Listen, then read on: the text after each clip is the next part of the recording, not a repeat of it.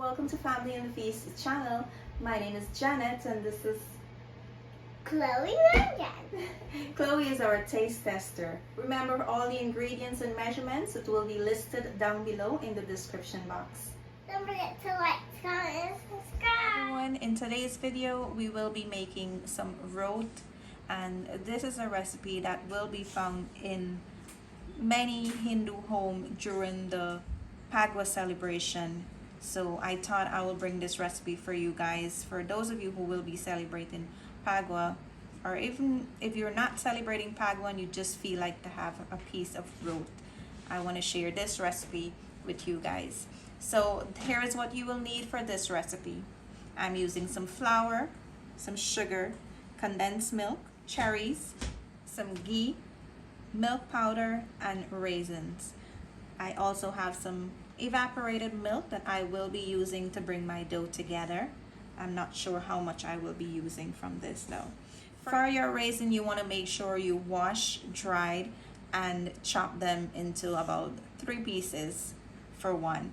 And the reason for that, when you're frying your roat, you want to make sure you chop your raisins, because when you will be frying your roat, when it's in the oil, usually the raisins tends to puff up and it can burst in the oil, and when it bursts in the oil, usually it can pitch and burn you. So you want to make sure that you chop your raisins. And you will also need some extra ghee for frying your roat. Depend on how much you're making, that is the amount. I'll let you know how much I use in the end. So our next step is to add all our ingredients to the flour. So I'm going to start by adding in the dry ingredients first.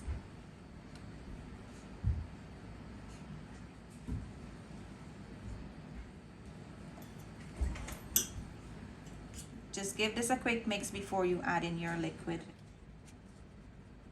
Now I'm going to go in with my hands, but before I do that, I'll use this spatula to just scrape all my ingredients out in the bowl.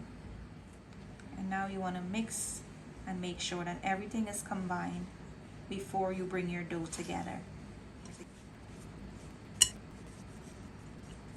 You're going to add in just a little bit at a time to bring your dough together. And you don't want a sticky dough here. You want a very stiff dough. Texture like mithai.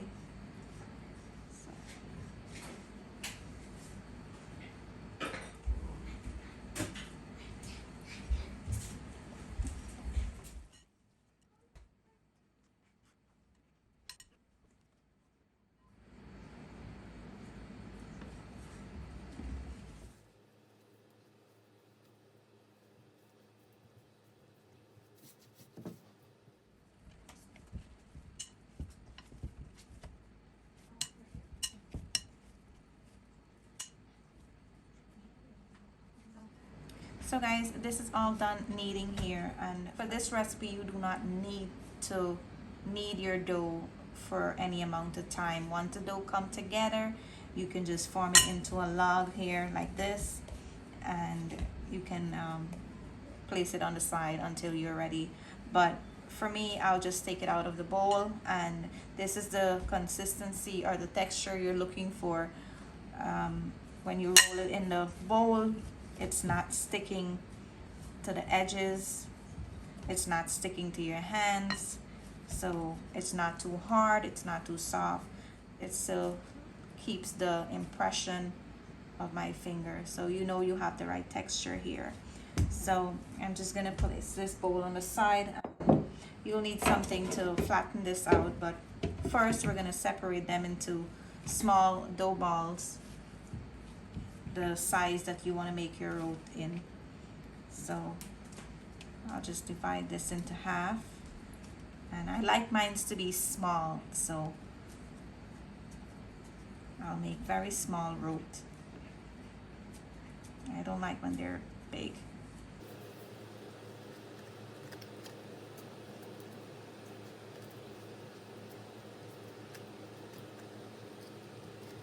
So I'll have like 6 in total here, and we just want to make them into a neater dough ball. So to make your dough ball nice and smooth, just bring the ends in to the middle here and try to tuck them in. Just squeeze them all in the middle here and tuck it in.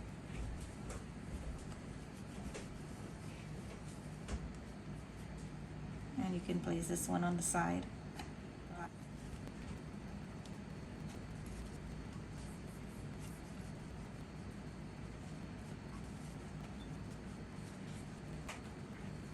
So guys, I'll just place these on the side. I'm done rolling them out, and I'll place these on the side and we'll start working on this one here. You just want to flatten this out a bit until it's at the thickness you like your root to be.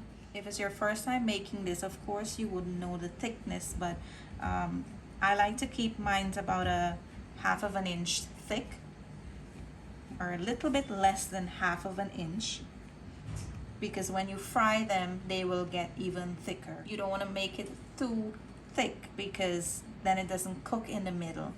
And if you do it too thin, if you make them too thin, then it will burn. Because of all the milk and all the sugar, it will burn really fast when you're frying it. So this is all done, and this is the thickness I'm keeping mine. It's actually like about 1/4 inch. We'll just place this on the side and you will keep on working on the rest. And notice how when I'm pressing against it, it doesn't crack or break in the ends.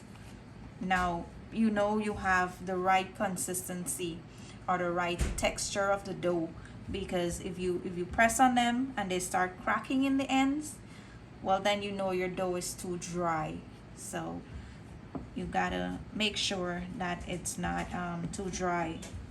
So you can, before you roll them out, you can do a test on a piece to make sure that it's not too dry. And of course, if you want to make more than this, you can double the ingredients, and if you want to make less, you can just cut them in half. Now I'll finish off the rest and I'll show you guys when I'm ready for the next step. So guys, I finished flattening the roat, and I'm gonna go head over to the stove and we will be frying this. Now once you're finished flattening them, you don't need to leave them on the side to sit for any amount of time. So we'll just head over to the stove and we'll start frying these. So guys, my stove is on medium-high heat, and I'm gonna add in my ghee now. I'll be using like about 1.5 cups to fry. Now I'm using a very small pot.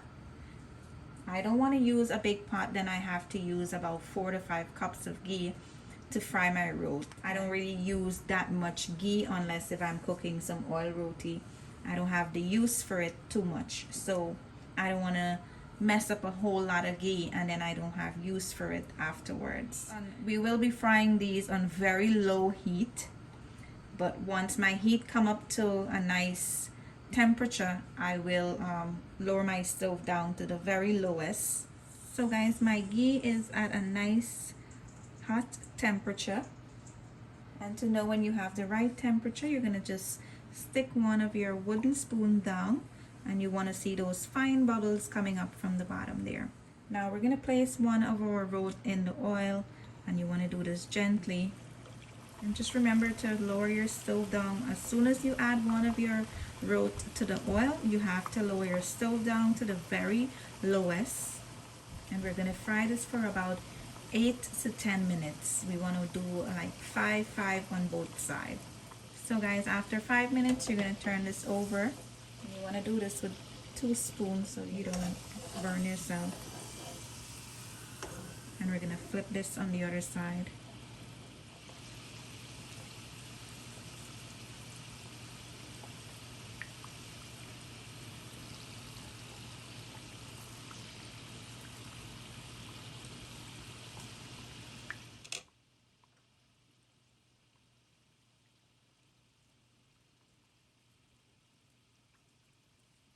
So we're gonna flip this on the other side so the other side can get a little bit brown. And a good indication, guys, to know that your roat is done, it will float up on the top of the pot. As you can see, this one side here is already floating, and okay, as we speak, it's floating up to the top. So that's how you know when it's about to done. You don't want to take it out as soon as it rises up to the top. You want to just give it like a few more minutes or so. Now usually when you don't cut the raisins, like as you can see, you have one sticking out on the top there. Usually when it starts frying, it just swells up, really puff up really big, and when it accumulates all that heat within the raisin, it sometimes pop. And when that pop, if that's in the bottom and it pops, then the oil just go everywhere, and you got to be careful with that.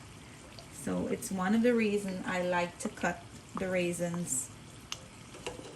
Now you can flip them, you can flip it around on both sides to make sure that it's at that nice color you like. So guys, I'm gonna take this out now. It's at that 10 minutes mark, and I will take this out now. Now here you go, this is one done here. I'll just put this in some bounty paper to drain, and I'll add in the other one.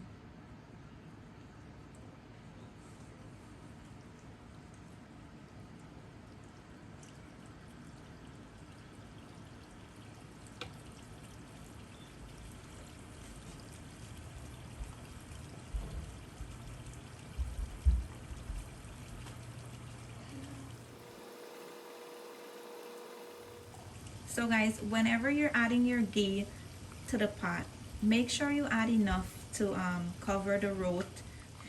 Your roat should be fully submerged under the ghee when it's frying, almost like it's being deep fried. Don't just skimp the ghee and then your roat is only cooking on one side. So guys, our second roat is finished.